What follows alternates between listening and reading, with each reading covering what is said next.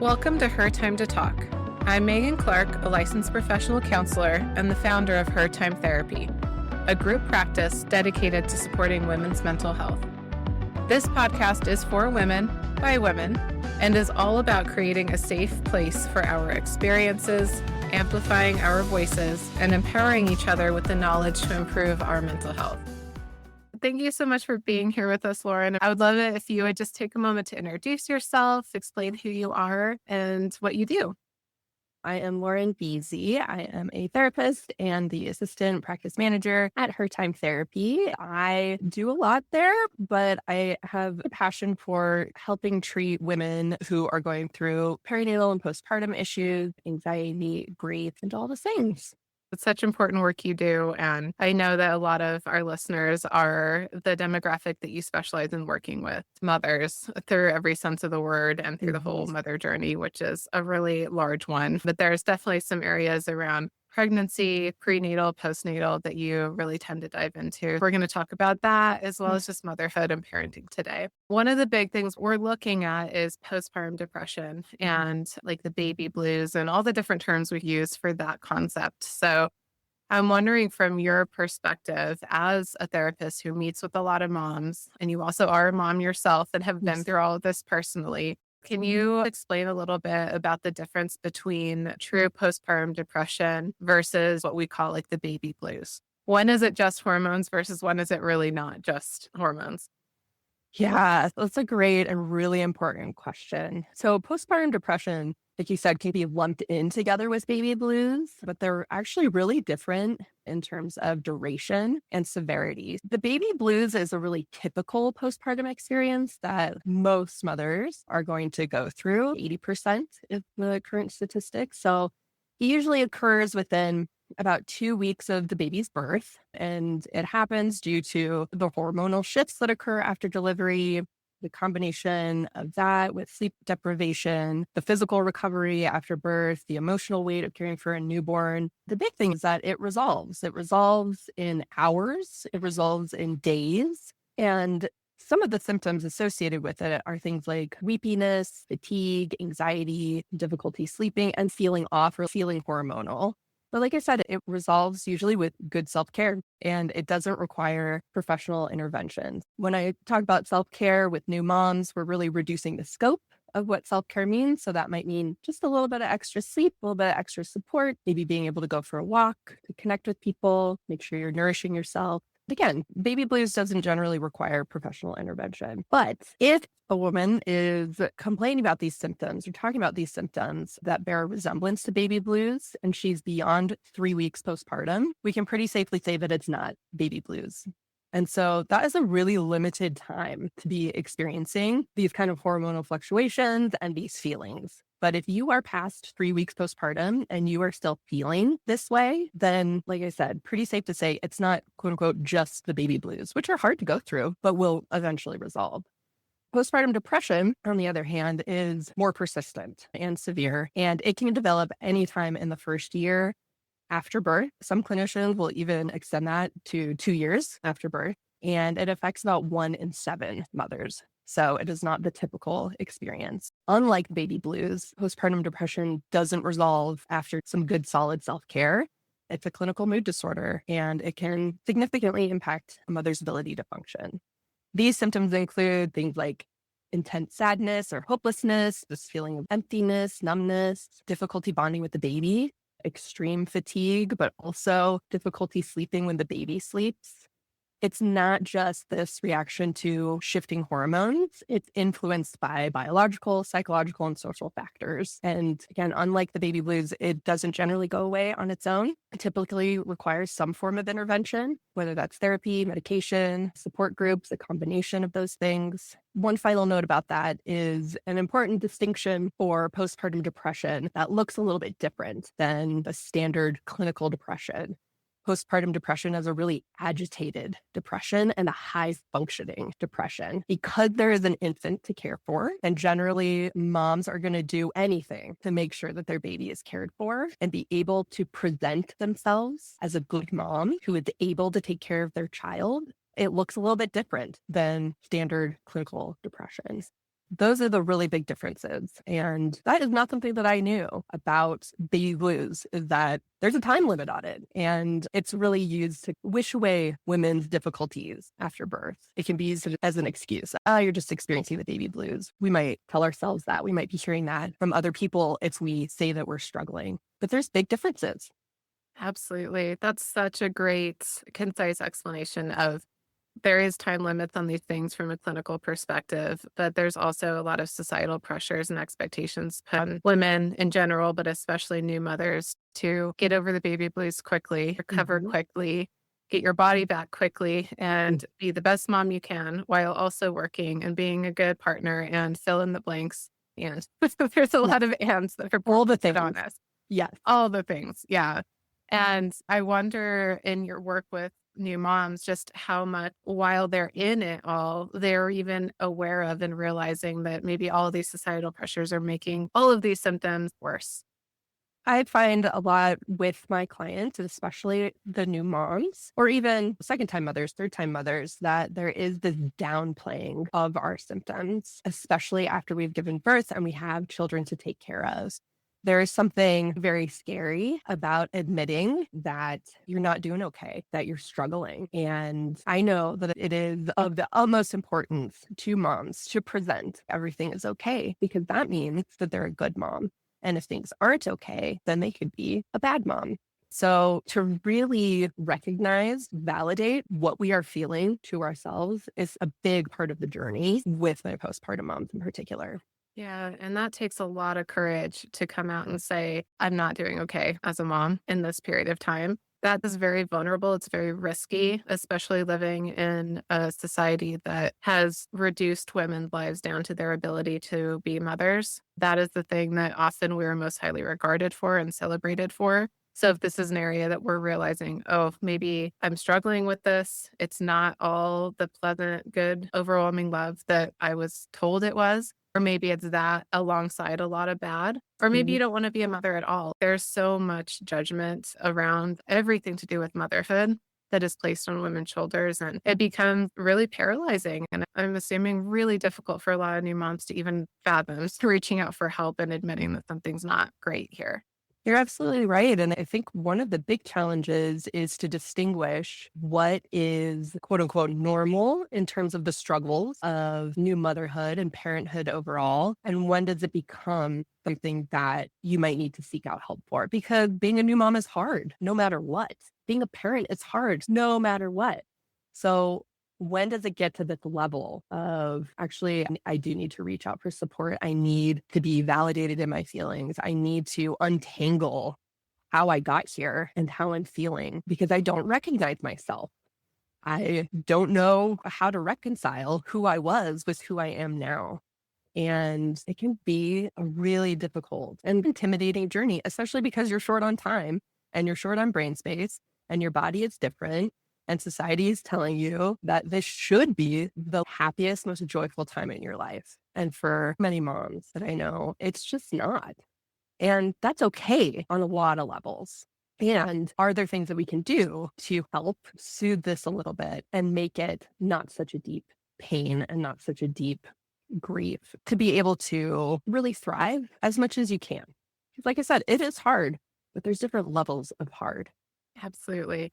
And I think what I'm hearing here too is the power of talking about it and Mhm. admitting to yourself, admitting to your friend groups, your sisters, publicly, definitely including our male partners in this discussion. This is so widespread and so prevalent that it should just be a normal thing that we talk about and seek out help for. That would make the world and motherhood a lot better place to be. And Um, yet we are in that space and time where we're actively trying to normalize it. And it's really important to do so. I'm curious, in your perspective, what are some of those tipping point symptoms where we're saying, okay, parenthood is hard and we're dealing with the waves of hard as normal, but what's the tidal wave that's, oof, okay, now it's dangerous if we don't take that step, that courageous step of seeking out help? Certainly, I'm going to start with a more severe symptom, which is thoughts of harming yourself or thoughts of harming your baby. That is a medical emergency that needs immediate intervention, and there's helplines out there for that. Or you go to the ER, things like that. So that's on the more severe gale when the tidal wave goes into that direction. But it is something that happens. And it's okay to acknowledge that's something that happens. And it's okay to reach out for help when that happens. In terms of distinguishing the tipping point, it has to do a lot with duration of symptoms. So if you're not just feeling this like hopelessness and fatigue and just the struggle of the relentlessness of parenting and what it demands from you in terms of time and energy, physically, mentally, emotionally. If it is persistent and you're feeling that way more of the time than you're not, that is a big signal to me that it's time to reach out for help. If you are not functioning in the way that you hoped you would through motherhood or parenthood, then that is a signal to reach out for some support and help too.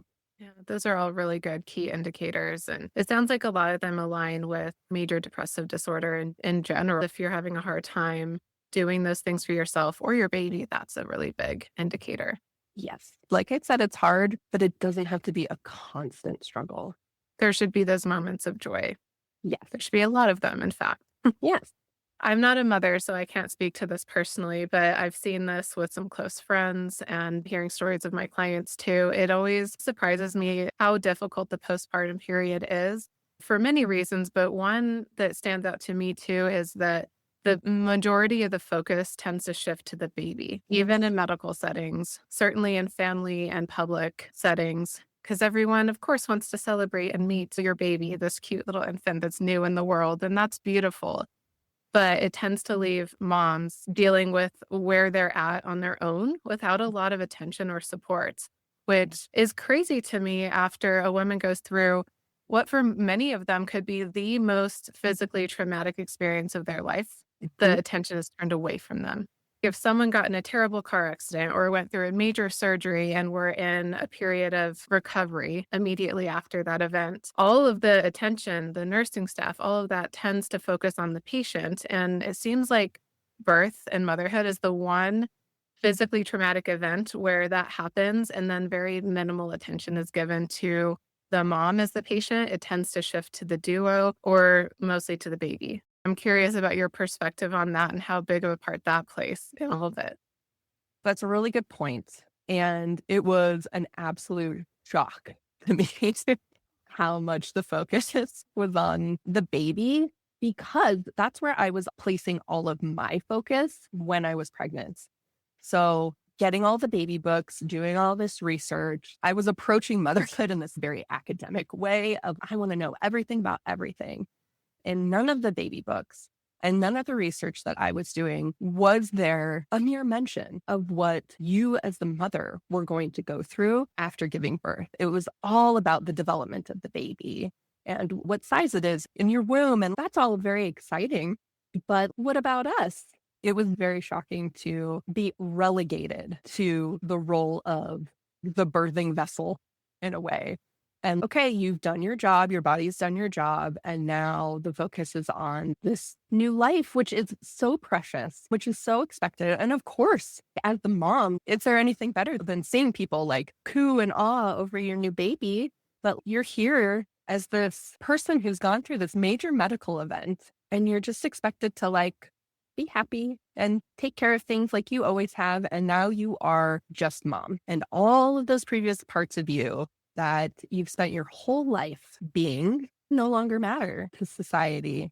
Even in friends and family, you get on the phone with them. How's baby doing? How's their sleeping? How's their eating? And it's like, oh, and how are you? You always come last in the eyes of the world now because you've done your job. And that can feel really bad. It can feel really bad. Even if, like myself, I have always wanted to become a mom. And I always knew that I wanted children. And I was very excited for that time in my life. And yet, man, the disappointment and the recalibration of understanding where society wanted me to stay and be now that I had birthed a child.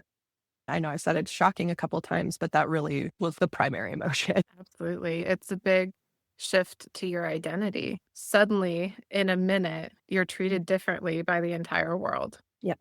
You're regarded differently. And you're having to figure out how to navigate that while also adjusting to a body that feels totally different, that has gone through major events where now you're having to recover physically and mentally and emotionally all at the same time. Very little energy and attention is directed that way. It's really isolating.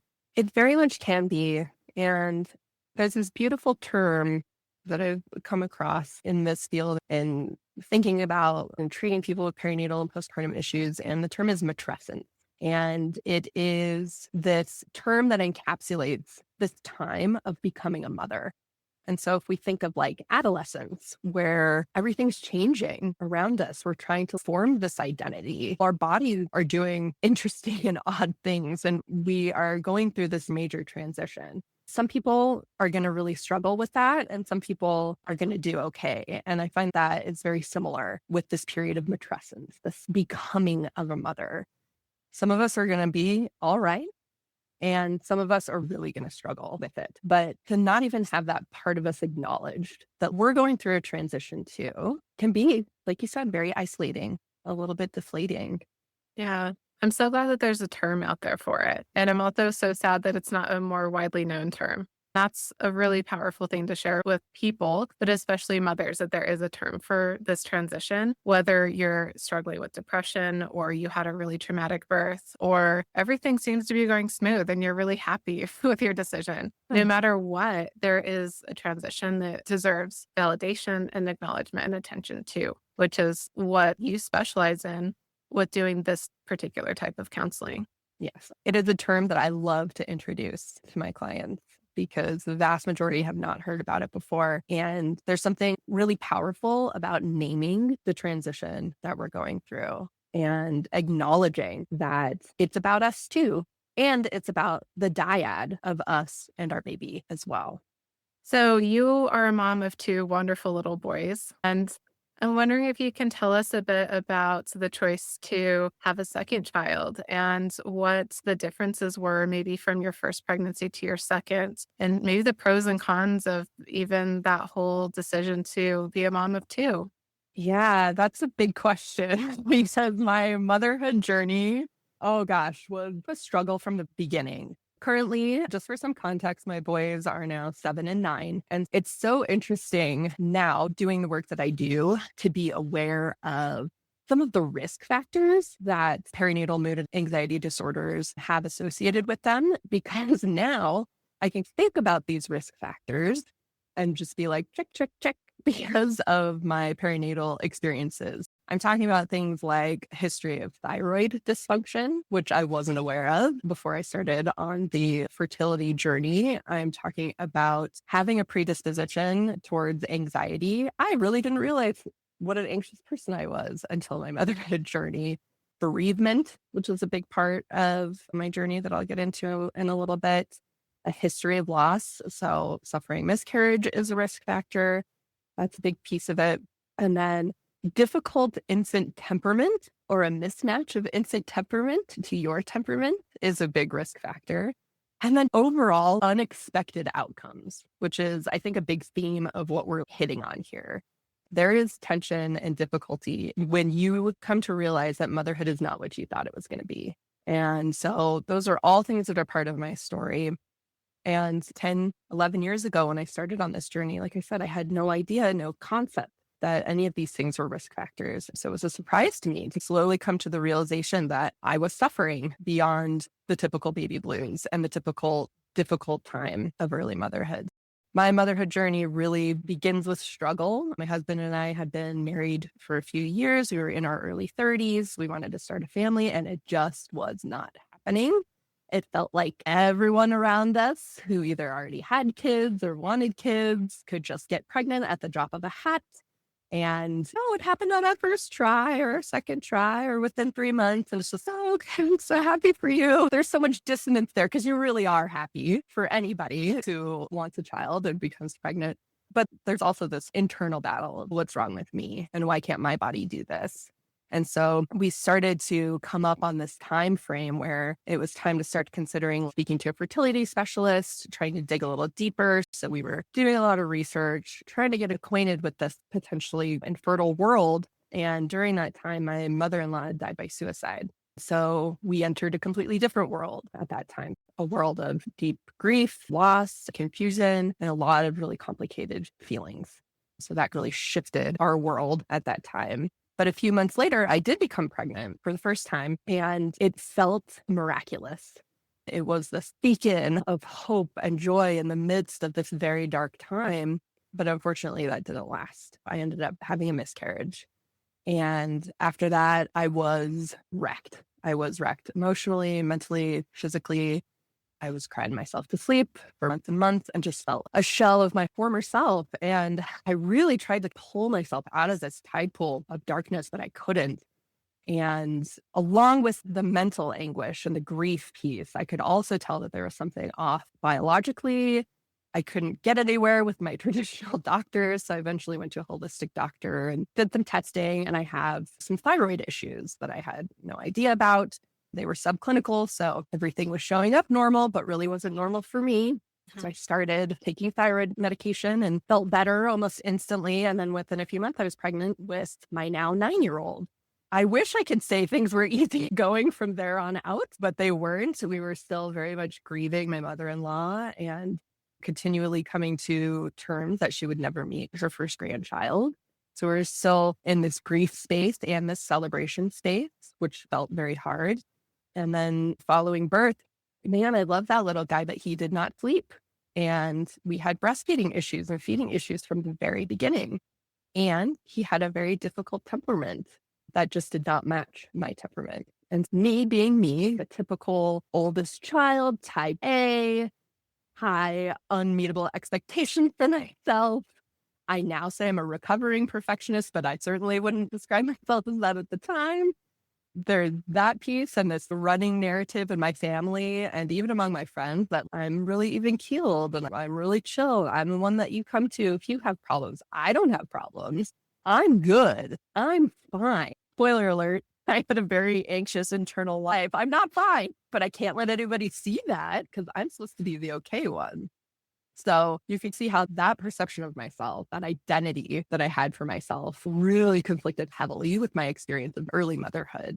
There's the saying that all babies do is eat, sleep, and poop. And it's like, I'm failing at two of those. I was so determined to figure it out for myself. Again, going into research mode because I could not let anybody know that I was failing and struggling.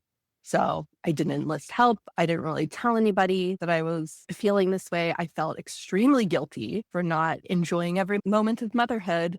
Everybody says, enjoy these moments because it goes so fast.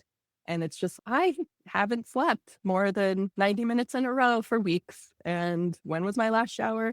I don't know, but okay, I'll enjoy it. So I just felt so unprepared for the relentlessness of motherhood and how the baby's needs just don't stop. When my son was a few months old, my mom, who was and is a huge part of my support system, was diagnosed with a rare cancer. And again, my world flipped upside down. That time is honestly still so much of a blur, but I just remember isolating myself even more and feeling like I can't let anybody know that I'm struggling because she's struggling and we need to put the support towards her. I felt a buzz with anxiety constantly, but things really had to give eventually. And I finally sought out some help and I joined a group for moms and infants. It was an open group where you could just bring your baby. You could talk or not talk. There was an amazing therapist there. And we just went around the circle and talked about whatever we needed to talk about. And I got to say out loud for the first time that I was having a hard time with motherhood. And I was supported and I was believed.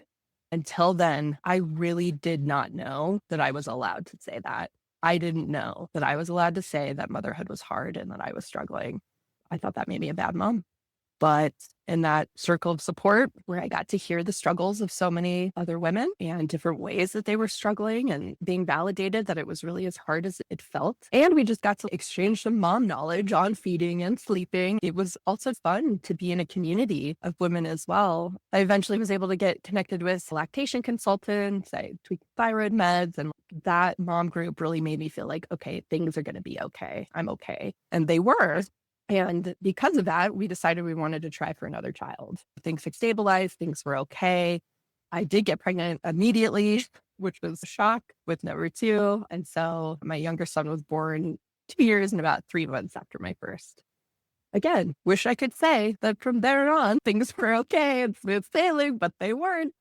From what I've been describing, as you might imagine, I had a lot of unresolved things that were just festering beneath the surface. Early motherhood kept me so busy that I had not fully confronted my loss of identity, grief over who I used to be, this existential crisis of not knowing if I was going to lose my mom, continued bereavement of my mother in law, going through depression, heightened anxiety symptoms. And again, not understanding how much anxiety I personally was living with on a daily basis, even before I had kids. That ultimately manifested in episodes of anxiety where I would have very vivid, terrifying thoughts of bad things happening to my kids, them getting hurt, them dying. And it got to the point where I would just stand frozen in the kitchen and these thoughts would replay over and over again for 10 minutes, 20 minutes, 30 minutes. And my body was physiologically reacting as though my thoughts were real. My kids at that time were going to a part-time at-home daycare, and I knew their outdoor play schedule and I knew their park visiting schedule. And I was so close every day to getting in my car and going and just watching them because I was terrified of something bad happening to them. That was a clear disruption in my daily functioning. I thought I was going crazy. It might be taboo to use it as a term as a therapist, but I thought I was losing it. And so I contacted the therapist that led the mom and baby group, Nicole. Shout out to Nicole. Love you. Started going to sessions with her. And during my first session, I just explained to her all of these terrible thoughts that I was thinking. And I was so nervous to tell her about it because I thought it was so extreme and so terrible. And she just said, "Do you know that there's a name for what you're experiencing?" And I was like, "No." And she said, "Those are called intrusive thoughts." The relief of knowing that there was a name for what I was going through, that there wasn't something terrible located within me. I wasn't this broken person that was having these terrible images. Just that was so powerful. All moms have intrusive thoughts. Many people have intrusive thoughts. But again, in my case, they were disrupting my functioning. I felt like I couldn't function properly because they were taking over my life. Once I got a handle on those, I was able to process a lot of other things that I had gone through. And I was going through individual and group therapy that made me get serious about making a career change and focusing a lot of my work on the perinatal population and working with grief and anxiety too. It's so important for moms, birthing people, dads to have a safe space to fall apart, to say the scary things that maybe they can't say to family or friends for fear of judgment or being perceived as a bad parent. I know what it's like. I know what it's like to love your children with every cell in your body and to have these mental health struggles connected to the parenting journey. And just because you're okay with one kid and you stabilize and feel all right doesn't mean that things are going to be okay with the second child or the third or the fourth or whatever your family structure looks like. Wow. Thank you, first of all, for being so vulnerable and sharing that whole motherhood journey with us here. This is exactly the type of stories that we need shared. And there's so much power in putting words to it. And I know it took a lot of bravery for you to summarize all of it in that way. So I really appreciate that you showed up here willing to do that. Certainly. I don't think that it answered your original question about knowing about it, but the struggles were such an integral part of my early motherhood experience that it's difficult to separate knowing when to go from one to two without acknowledging there were things that needed to happen before we could do that. Absolutely. Through your story, what I kept thinking too is that the motherhood journey and pregnancies and having children and that whole shift, it highlights a lot of the struggles in life that happen anyway. Whether you're naturally a person that struggles with anxiety, or you're dealing with a mother who is battling cancer, or you have a loss in the family, or you have job struggles, or any other fill in the blank stressor, all of those parts of life don't stop just because you happen to be pregnant and have an infant. The rest of life doesn't stop, but the fact that you are in this particular place in your world and in your body makes all the rest of it heightened. All of it together makes it all exponentially more. And when things are more, we need more support. We need more people around us. For you, that women's group and having a circle of women that you could be real with seemed to make all the difference. It really did. And yes, that word heightened. There is just such a sharpness to everything after you have a child, and we should all over ourselves during this time. I should be enjoying this. This should be easier. I should be able to get through this. But when everything does feel heightened and sharper, like you said, that's a call for more support, not self judgment. Let's be compassionate with ourselves in this major thing that we are going through and ask for more because we really deserve it. Absolutely. And that starts even in the fertility journey in the beginning. And I'm so sorry that you had to go through the grief of a miscarriage. We could do a whole episode on the grief that women experience, especially in reproductive parts of their lives. It's a disenfranchised loss. It's not one that we recognize nearly as much as we should in this society. As a woman myself, getting older, I'm 34, I'm in my mid almost 30s. And I never recognized in most of my 20s that was so common. It wasn't until I had a lot of my friends go through getting their own mother journey started and seeing their sisters and their friends go through it. You hear about it through stories, and you realize as you get older, boy, these stories are becoming more and more common. And when you're a teenager and when you're in your 20s, even, a lot of women are so focused on not getting pregnant that we never are really taught to think about fertility, and we're never taught how common it is to struggle with these things. Where do you hear it other than by women just talking behind closed doors? And that's really part of what we're doing on this podcast is taking those conversations and putting them out more publicly so that it's not such a shock when you start to realize this is way more of a prevalent problem than anyone gave me any inclination of. Yes, that's the big theme here, isn't it? It's just, I didn't know. I didn't know this. And it was exactly that. That was exactly my experience with suffering a miscarriage is all of a sudden you become part of this club that you didn't want to be part of, but that there's a lot of other people who are members of that club. And the healing piece is in connecting and sharing and grieving that disenfranchised loss together and allowing yourself permission to acknowledge that it is a major loss. And it's okay to feel sad and it's okay to talk about it. Absolutely. So you are now a therapist specializing in women's mental health, pre and postpartum care, parenting care, motherhood care. And you've not only academically learned what to do about all of this, but you've healed from it yourself. I'm wondering what you can share with folks that are struggling with this and maybe are realizing I am at that point where I need to reach out for some support here. What can they expect to happen in therapy session? What works to heal those intrusive thoughts or some of the other heightened symptoms that we've talked about? It's a great question.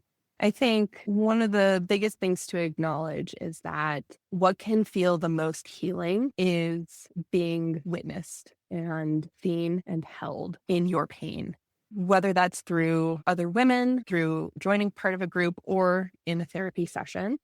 It is that relationship, that therapeutic alliance that you have, that connection, that community, and a safeness where you can feel free to express what you need to express. Because again, we're taught that we are supposed to be experiencing motherhood in a specific way, and it feels very shameful if we are not experiencing it in that way. So it's a huge goal for me to provide a safe, non-judgmental, compassionate space for women to say whatever they need to say, the scary things, the bad things, the things that they feel ashamed about. So what you should be able to expect when you go to seek help in your perinatal postpartum period or any other time in your life is that you will be met with compassion and a genuine interest and curiosity in who you are, what your experience is, what your story is, and a validation that what you're experiencing makes sense and is okay, and that there are things that we can do to treat it. So postpartum depression, postpartum anxiety, these can be really scary things to experience and to acknowledge that you have, but they're highly treatable. So you can not just talk about where you've been and where you are, but where you want to be and collaborate with your therapist on your treatment into thriving as much as you're able to in the context you have available to you in your parenting and motherhood journey. Very well said. And no therapeutic journey looks the same. So what works for one mom is not going to work for another. It's a combination of working in context of other mothers, of other women, of your therapist, to have connection. And of course, I can't not quote Brene Brown here, but shame can't live in the light. So Right. bringing a lot of it into the light, that in itself can be healing, Yeah. just to be witnessed. Yes.